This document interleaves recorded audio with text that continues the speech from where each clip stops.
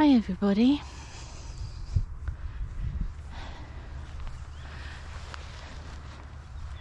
It's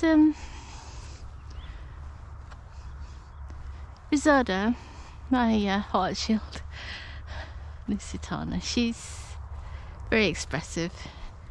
But yesterday I was just standing at the hay bale with her while she nibbled. We were musing. And I got this sense of words that came into my head. It was like a feeling of, gosh, I can't even describe the feeling. But the words that my mind interpreted that feeling as was, we are the same.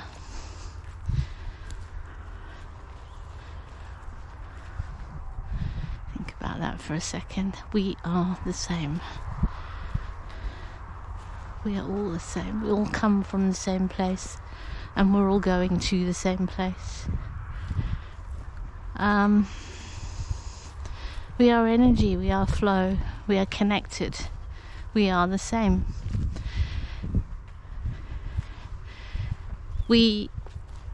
That energy manifests in our bodies in different ways. And it's those bodies combined with that energy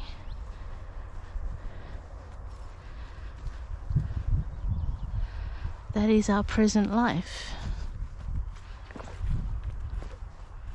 So we need to consider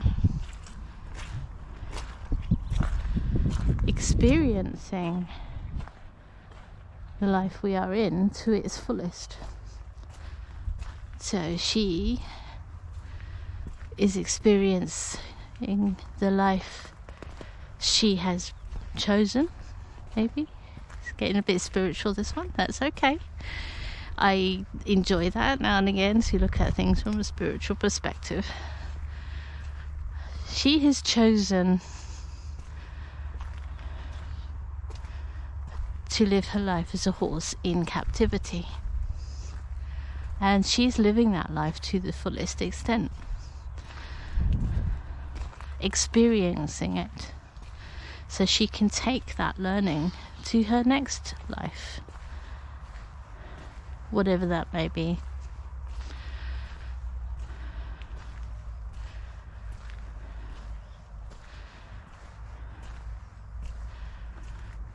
She's experiencing living next to humans. She may have lived like that before. She may not have. She may have had very different experiences before. That is her. When I say she has experienced things before, I don't mean in the manifestation that she is now. It would have been almost like considering a ball of energy that is leaping from one type of life to another to experience different things, having a different purpose on a path to, maybe they know where the path is leading. Humans don't, because we've become disconnected from the paths. And if we consider that for ourselves, if we are a ball of energy living in a human body, experiencing life as a human, should we not be experiencing that to its fullest extent?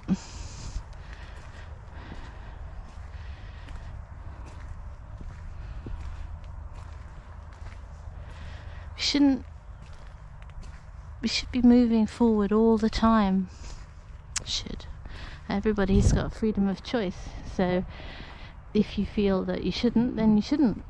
You will go so far in this manifestation, and what you learn you take with. If you don't learn, you will relive the same thing.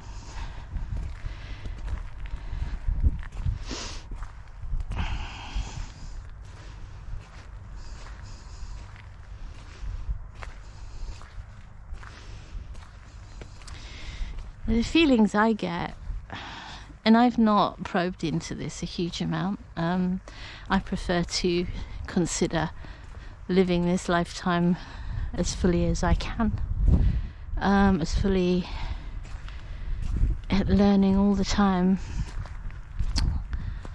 and just being.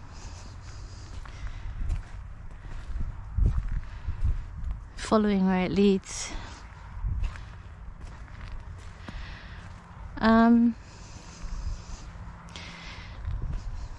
But I do get a sense that over many lifetimes things have become more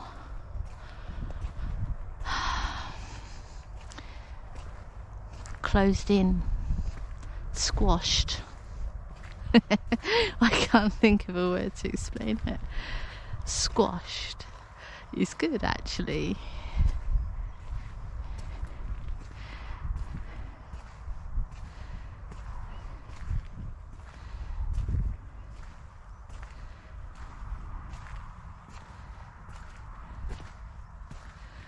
I have, when meditating and just allowing things to flow, talking to Timmy sometimes, I've seen him. I felt myself standing next to him, whether that is because we had a shared life once. Him as a horse, me as a human. Overlooking the plains, a herd. And it felt wild. It felt very, very free.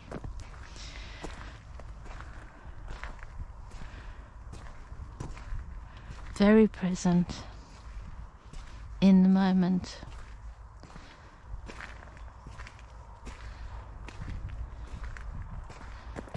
Finding that sort of presence, that wild, free presence in the life I lead now, in this lifetime, is difficult, frustrating, because you can feel it underneath.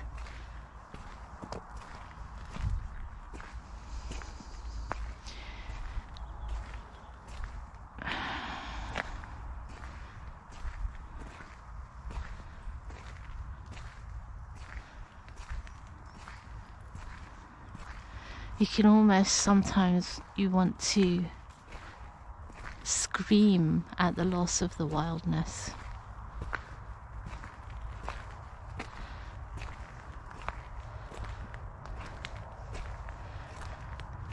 I might talk sometimes to others about those who are less connected about and I'm sure people who are listening to this will go, what? What is that all about? You just got to watch the birds for the one. I love watching birds. They are the manifestation of wildness. And I struggle with seeing birds in cages, fish in tanks. It's my thing. Every bird and fish has its own life as well, and they've chosen to live in a fish tank to see what that's like, to experience that. They have shorter lives in captivity.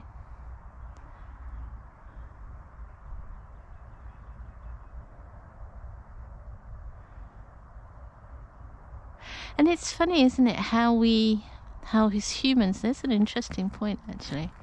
As humans, we seem to live longer in captivity than we would naturally. maybe.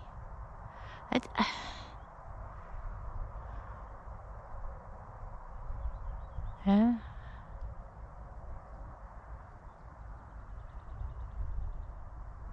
Interesting. But yeah, as I was saying, sort of occasionally we'll talk about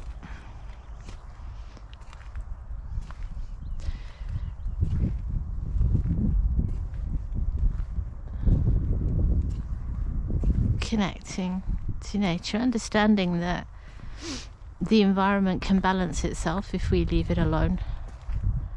But what I get back is, well, if we leave it alone, we won't have all our comforts. Well, of course we won't. We'll have different comforts. Because comforts are a manifestation of our mind.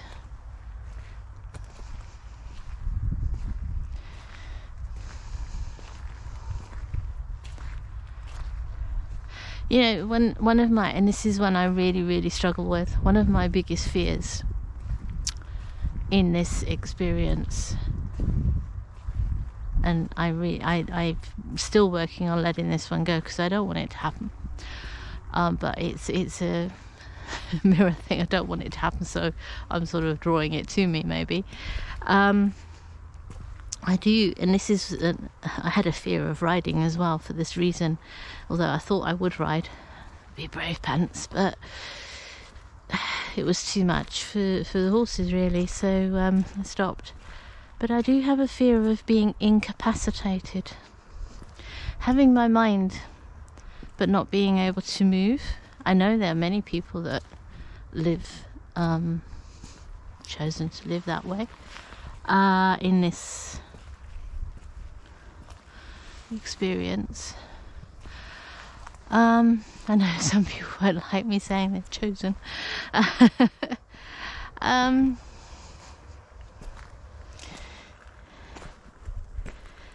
And yeah, to not be able to go outside when I wanted to, of my own volition, and take a walk.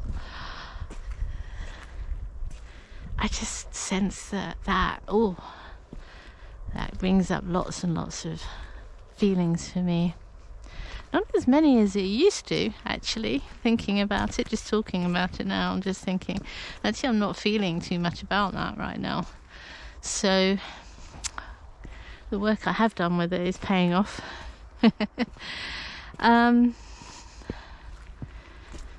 It's a form of fencing, I suppose. Putting more fences around. And I'm breaking fences down all the time. And that's what we do. That is what we need to do on our paths in our life. Keep breaking the fences down with love, not with fear. Plan your future with love, not fear. I just had an interesting experience with that, actually. Pensions advisor wants to talk to us about pensions, and Steve's retired now, but he's not drawing his pension yet. Luckily, we're very privileged that way. And Steve's my husband, by the way. Sorry. But it got me to thinking about when we're in our 80s. He loves his tinkering. He's got a big barn full of big machines that he tinkers on and makes and refurbishes Bond cars and various other small cars. He can't bear to see them going to the scrap heap. But you know, there's hard work getting under cars, moving heavy stuff around, heavy tools. I mean, he's making it easier for himself as he goes with lifts and various things. But I do wonder, maybe when he gets into his 80s, will he want to be doing that, or will he want to just potter around in his cars? When I get to the 70s, the horses probably won't be with me physically anymore.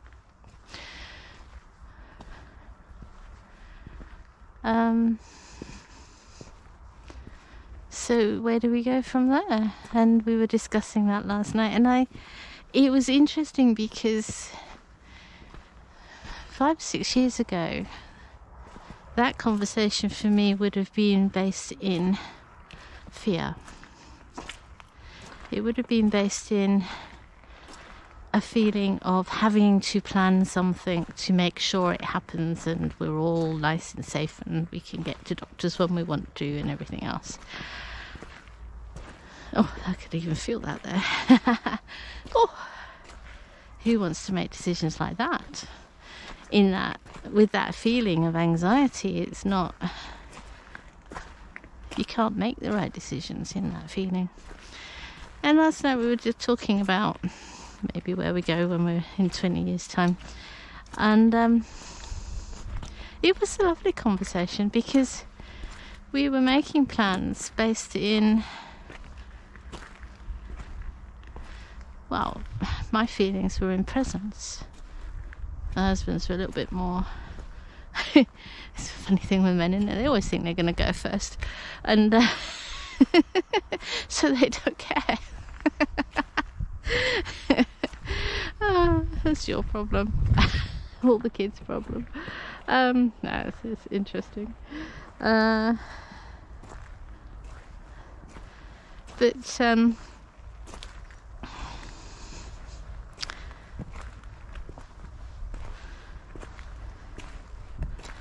it's interesting to consider that, you know, our minds can be very, very active at an older age.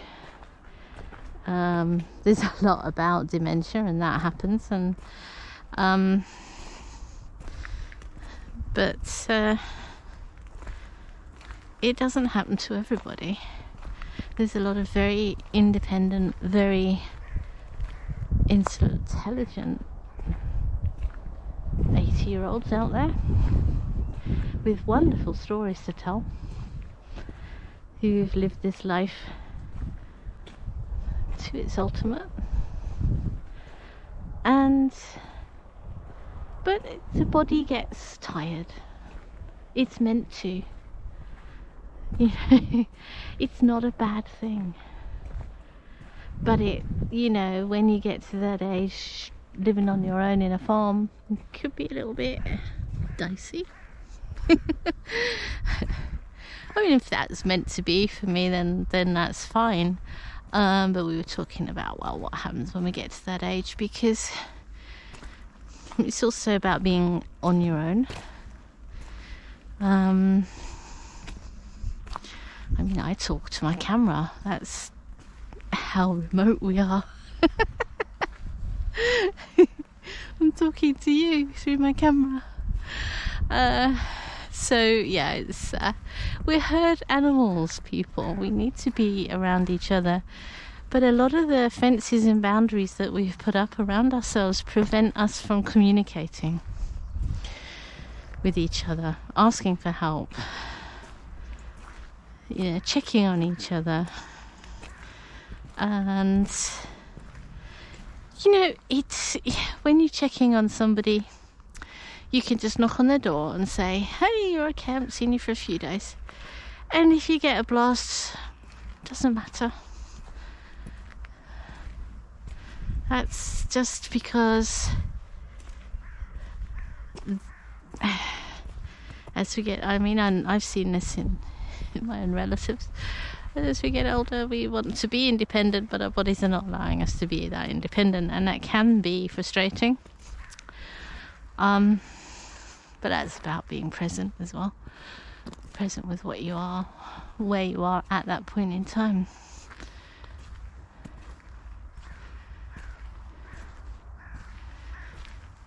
And we are the same, you and I. What makes us change, what makes us different, is that our blocks may be different based on past experiences, and the level that we allow those blocks to manipulate our lives,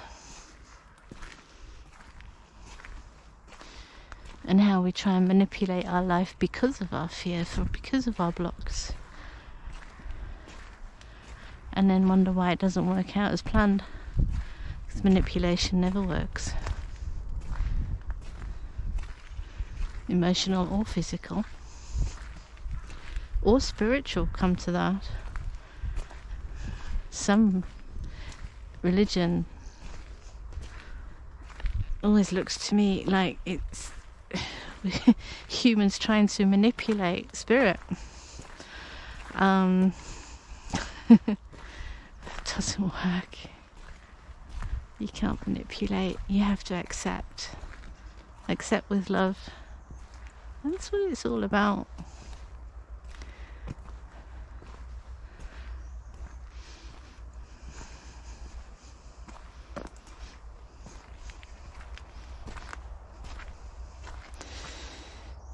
There's some deer over there. I love deer. They always come into my vision as things change.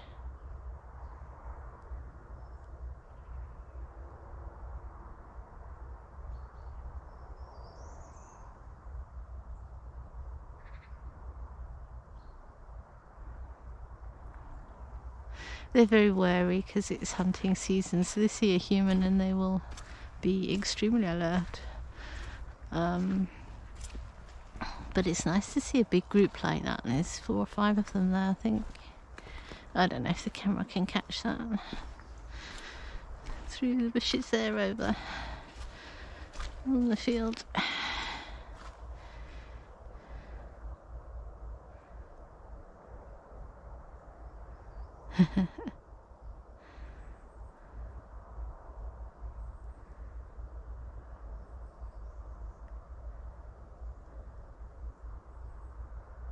They live in the moment.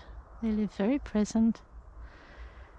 They feed, they graze, they breed.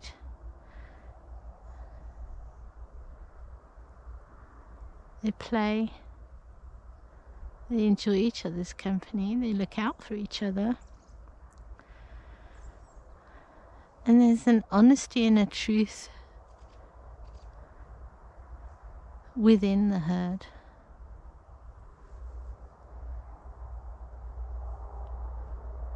An acceptance.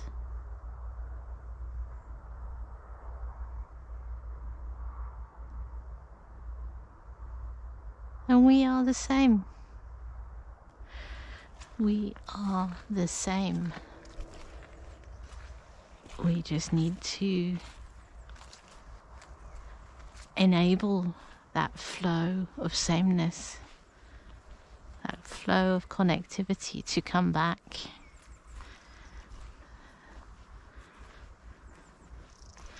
To live from presence, from our heart. Stop allowing our minds to manipulate us. We've put too much credit into our heads, to what our thinking. We give it too much credit. We need to feel the thoughts. Thought comes up. Feel it. Is it peaceful or is it based in fear?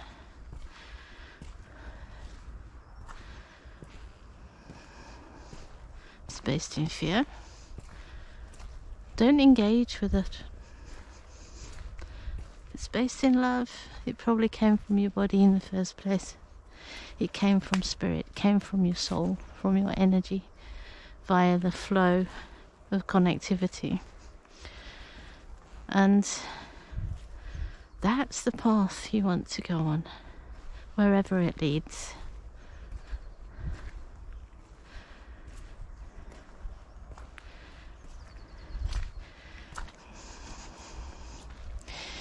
You see, they're not thinking to themselves, right, we'll eat here, we'll have a drink in the river, and then we'll go to the forest at such and such and sleep for the afternoon. They don't think like that, those deer over there. All they're thinking right now is, this is good grass. Let's get what we need. And then see where we feel we should go next. And we can do that. But only if we're not frightened of doing it. And that's the paradox, isn't it? We so much, if we feel into it, we so much want to be connected, to be living in the present, to be enjoying the moment as it should be lived. And yet our minds will tell us to fear that. It's fascinating. Fascinating.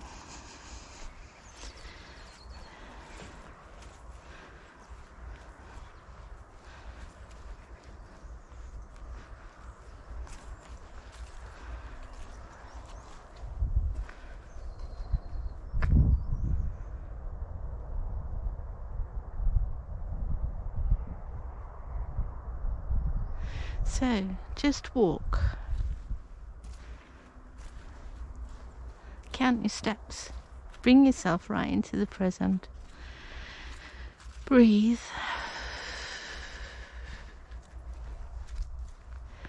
Feel every footfall. Don't worry about where your foot's going.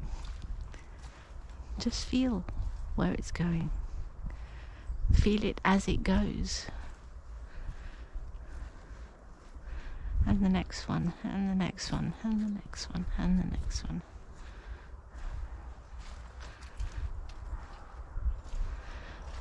Acknowledge the tree. Acknowledge the deer. Feel the next footfall. Be completely aware of your surroundings. The birds. The leaves.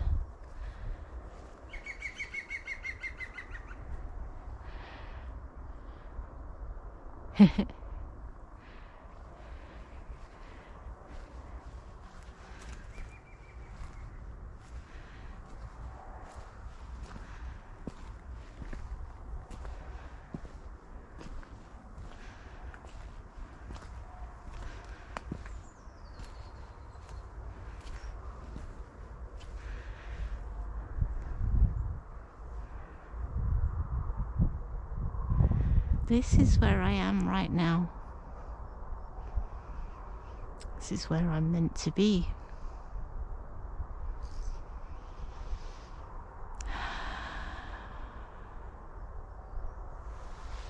Thank you.